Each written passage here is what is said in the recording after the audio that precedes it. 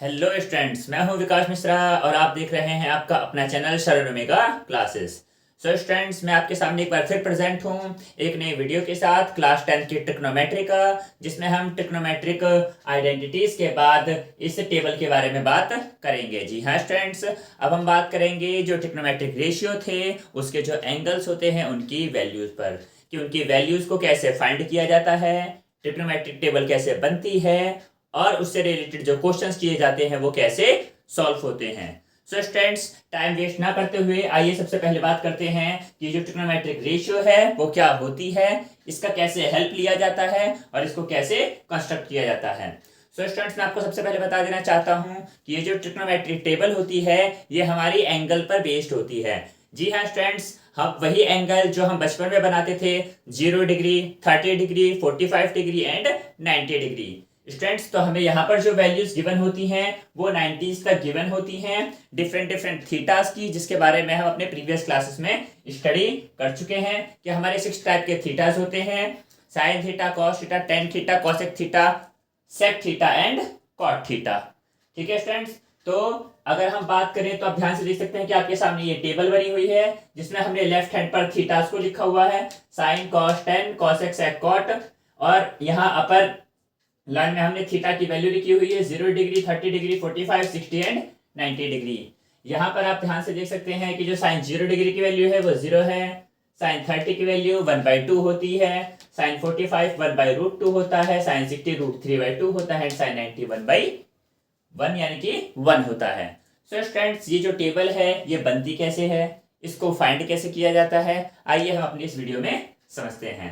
So students, इस table को बनाने के लिए सबसे पहले आपको थीटा को लिखना होता है, तो आइए पहले हम थीटा लिखते हैं। Theta means 0 degree, 30 degree, 45, 60 and 90 degree. ठीक है स्टूडेंट्स, मैंने यहाँ पर लिख दिया साइन थीटा। हम साइन के लिए सॉल्व कर रहे हैं सबसे पहले, उसके बाद आप काउंटिंग लिखेंगे, बैक वो लिखेंगे 0 से लेकर के 4 तक, 1 2 3 एंड 4 स्टूडेंट्स। उसके बाद आप सबको 4 से डिवाइड करेंगे बाय 4 4 4 4 एंड 4। ठीक है स्टूडेंट्स, तो आपको सबसे पहले ध्यान रखना है कि सबसे पहले आपको थीटा लिखना है। थीटा की वैल्यू 0 30 45 60 एंड 90 डिग्री। उसके बाद 0 से स्टार्ट करते हुए स्टूडेंट्स आपको काउंटिंग लिखनी है, 0 1 2 3 एंड 4। ठीक है स्टूडेंट्स, 4 तक काउंटिंग लिखने के बाद आपको सबको डिनोमिनेटर में 4 से डिवाइड कर देना है, यानी कि जितने भी नंबर्स हैं सबको 4 से डिवाइड करेंगे, और 4 से डिवाइड करने के बाद स्टूडेंट्स आप इनका स्क्वायर रूट निकालेंगे। क्या निकालेंगे स्टूडेंट्स? Square root. तो 4 से 0 को डिवाइड करने का आंसर आएगा स्टूडेंट 0, और 0 का स्क्वायर रूट होता है 0। सो स्टूडेंट्स, 1/4 हमारा एज इट इज रहेगा, और जब इसका स्क्वायर रूट निकाला जाएगा तो जो 1/4 का स्क्वायर रूट होता है स्टूडेंट्स वो होता है 1/2 इंटू 1/2, तो जो फाइनल आंसर आता है स्टूडेंट्स वो होता है हमारा 1/2। ठीक है स्टूडेंट्स, जब हम डिवाइड करते हैं 4 और 2 को तो ये आता है 1/2, और 1/2 का जब हम स्क्वायर रूट निकालेंगे स्टूडेंट्स यहाँ से, तो 1/2 का 1/2 रहेगा, यानी कि एज इट इज रहेगा, नो चेंज। तो इसका आंसर आ जाएगा 1/√2। अब स्टूडेंट्स हमें निकालना है √3/4। ये डिविजिबल नहीं है, हमको अच्छे से दिख रहा है, क्योंकि हमें डेसिमल एक्सप्रेशन नहीं करना। तो जब हम इसका स्क्वायर रूट निकालेंगे स्टूडेंट्स, तो आप ध्यान से देख सकते हैं 3/4 को मैं यहाँ लिख सकता हूँ 3 एज इट इज रहेगा, 4 को मैं लिख सकता हूँ 2 इंटू 2, हमारी फाइनल वैल्यू आएगी √3/2। सो स्टूडेंट इसका जो फाइनल आंसर आ जाएगा √3/2 आ जाएगा। 4 से डिवाइड करेंगे 4 को तो आंसर आएगा स्टूडेंट्स 1, और 1 का स्क्वायर रूट ऑलवेज 1 होता है। सो स्टूडेंट्स, आप ध्यान से देख सकते हैं यहाँ पर कि जो हमारा फर्स्ट वैल्यू है साइन थीटा की वो आपके सामने आ गई है, जिसमें अगर मैं इस टेबल से कंपेयर करूं, साइन 0 की वैल्यू स्टूडेंट्स जो है हमारी वो 0 डिग्री है। ध्यान से देख सकते हैं आप, यहाँ साइन 30 की वैल्यू 1/2 है स्टूडेंट्स, हमारा आंसर भी 1/2 आ रहा है। यहाँ साइन 45 की वैल्यू 1/√2 है स्टूडेंट्स, तो यहाँ भी 1/2 आ रहा है हमारा, 1/√2 सॉरी। यहाँ साइन 60 डिग्री की वैल्यू √3/2 है स्टूडेंट्स, तो हमारा आंसर भी √3/2 आ रहा है। एंड साइन 90 की वैल्यू 1 होती है स्टूडेंट्स, तो हमारा आंसर भी 1 आ रहा है। ठीक है स्टूडेंट्स, तो आप ध्यान से देख सकते हैं कि साइन थीटा के लिए जो हमने वैल्यू फाइंड करी है वो पूरी तरह से करेक्ट है स्टूडेंट्स। अब हमें वैल्यू जो फाइंड करनी है वो जो हमारे अदर थीटाज होते हैं उनकी करनी है। तो सबसे पहले हम यहाँ लिखेंगे कॉस थीटा। तो स्टूडेंट्स आपको हमेशा ध्यान रखना है कि जब आपने अगर फर्स्ट वाली लाइन सॉल्व कर ली तो उसके बाद आपको एक भी लाइन सॉल्व करने की जरूरत नहीं होती है। आप इनमें ही कैलकुलेशन करके पूरी ट्रिग्नोमेट्री टेबल फाइंड कर सकते हैं।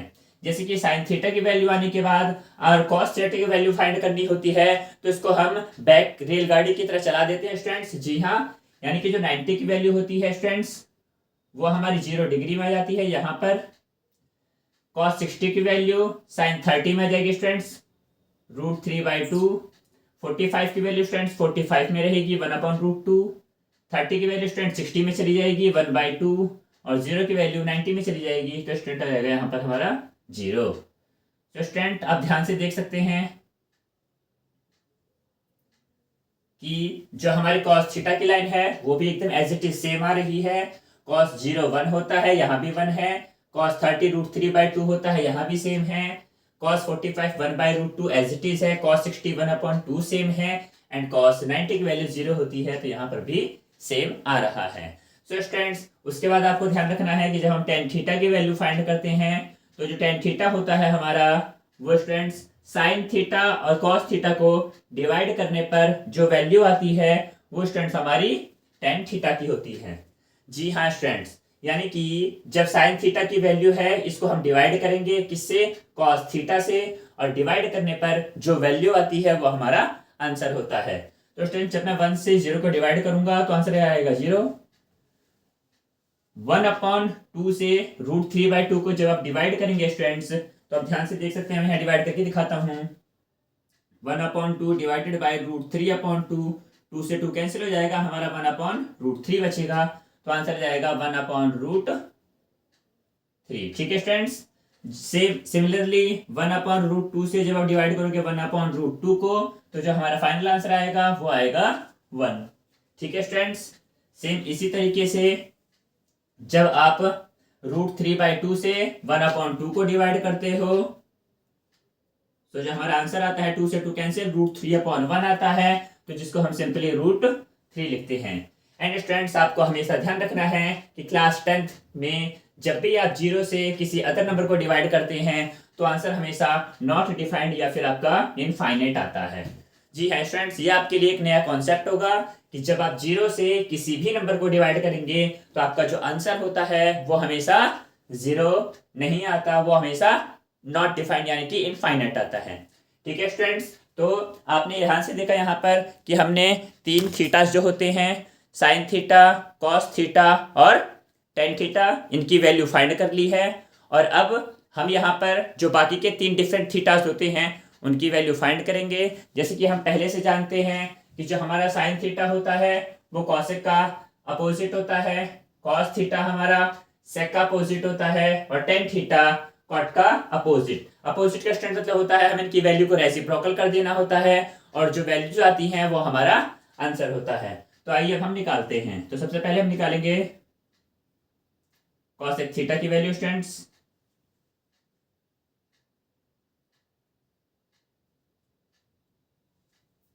तो स्टूडेंट्स आप ध्यान से देख सकते हैं यहाँ पर कि जो हमारी साइन 0 है उसकी वैल्यू 0 होती है और जो 0 का रेसिप्रोकल होता है स्टूडेंट्स वो हमेशा नॉट डिफाइंड होता है। तो कॉसेक 0 की वैल्यू जो आएगी स्टूडेंट्स वो क्या आएगी हमारी इनफाइनाइट आ जाएगी। सेम इसी तरीके से जब आप 1/2 को रेसिप्रोकल करोगे तो 2/1 आएगा, यानी कि इसको हम सिंपली 2 भी लिख सकते हैं। सिमिलरली 1/√2 को स्टूडेंट्स हम √2/1 यानी कि सिंपल √2 लिख सकते हैं। साइन 30 की वैल्यू होती है 60 की, √3/2 होती है, इसका रेसिप्रोकल स्टूडेंट्स 2/√3 हो जाएगा। और साइन 90 की वैल्यू 1 होती है और 1 का रेसिप्रोकल स्टूडेंट्स हमेशा 1 ही होता है।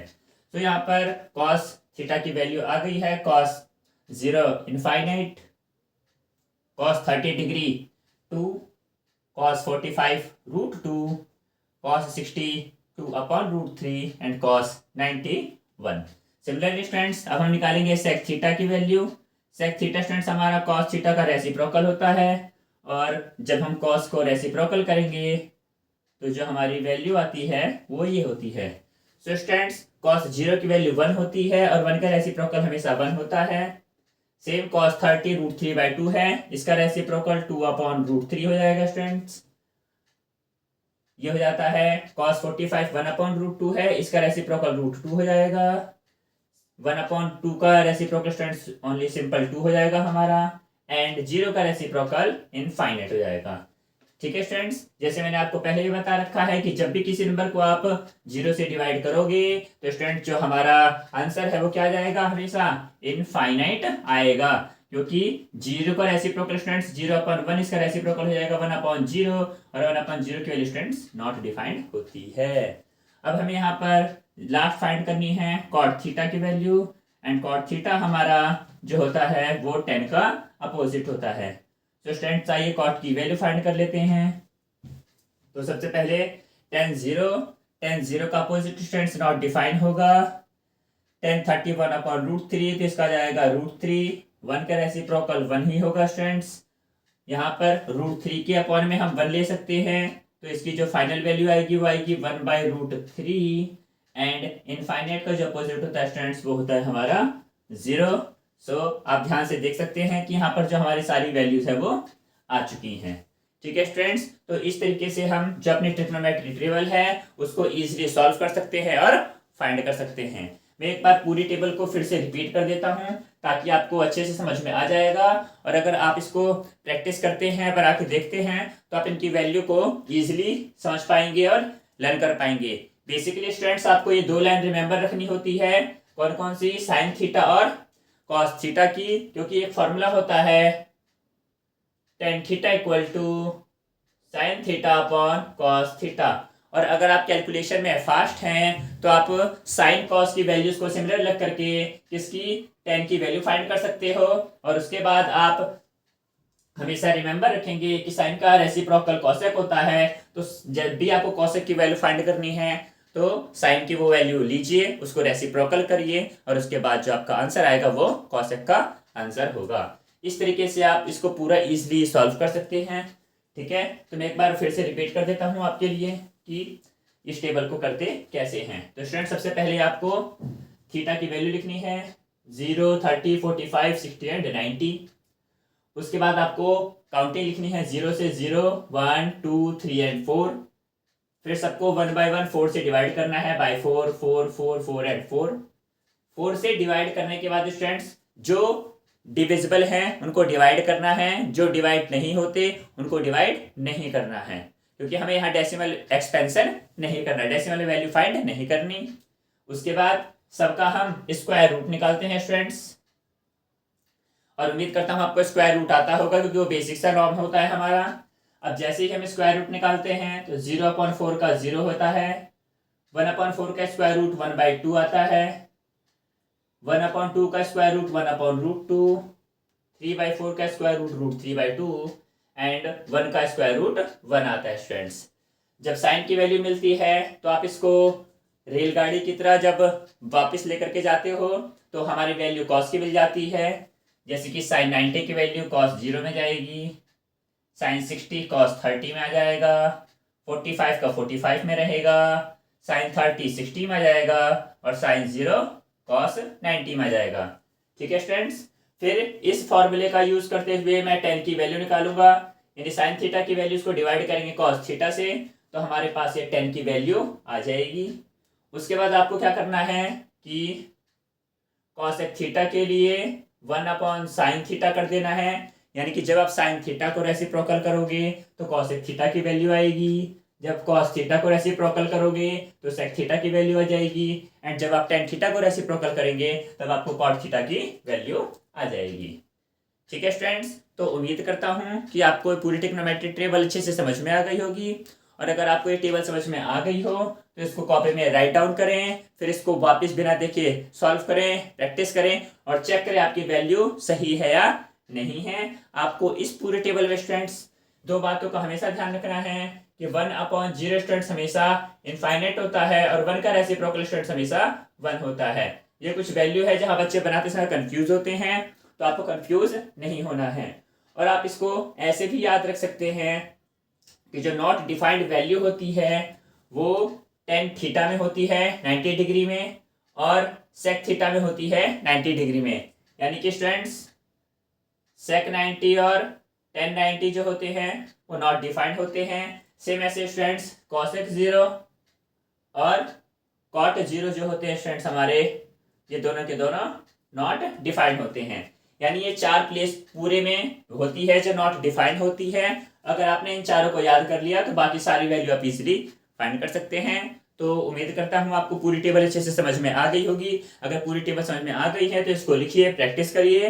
अपने हम नेक्स्ट वीडियो में बात करेंगे कि इससे रिलेटेड जो सम्स हैं उनको कैसे सॉल्व किया जाता है, और बोर्ड में आए हुए सम्स भी अच्छे से प्रैक्टिस करेंगे। सो स्टूडेंट्स मिलते हैं अपने नेक्स्ट वीडियो में, तब तक अच्छे से प्रैक्टिस करते रहिए, फॉर्मूलाओं को याद रखिए।